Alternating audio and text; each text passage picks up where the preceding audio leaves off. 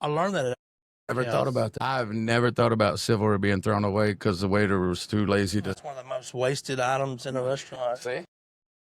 And I learned that from Outback Steakhouse. That's where when I bought my first restaurant, I was still working there and I had my own restaurant. Right. I was barely old enough to even buy liquor, you know, but they had a thing called stars. Okay. So every time somebody dropped a glass and one of the cooks said, well, there goes our stars check. It was a profit sharing. So the more profit, the less supplies they have to buy, the less forks, napkins, plates, spoons.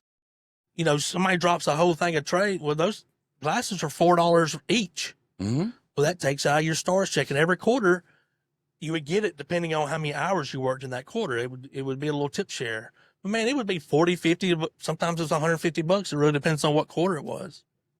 So I money to a server, right? Bet you. Yeah. There's 40 servers on staff. That's what I'm talking about. So like, I kind of learned that. We always kind of joke, well, there goes our star check, even though, you know, we don't have a star. Sure, but but we still do, you know, something similar to that. But that's where I learned that. That was one of the most important things that I learned at Outback, besides like having a routine, you know, having a system for everything, where you can give them a book, brand new employee, you can give them a book, shows them exactly the measurements of everything to make.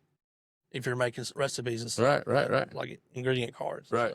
So they, as far as know your numbers. The numbers, knowing your numbers.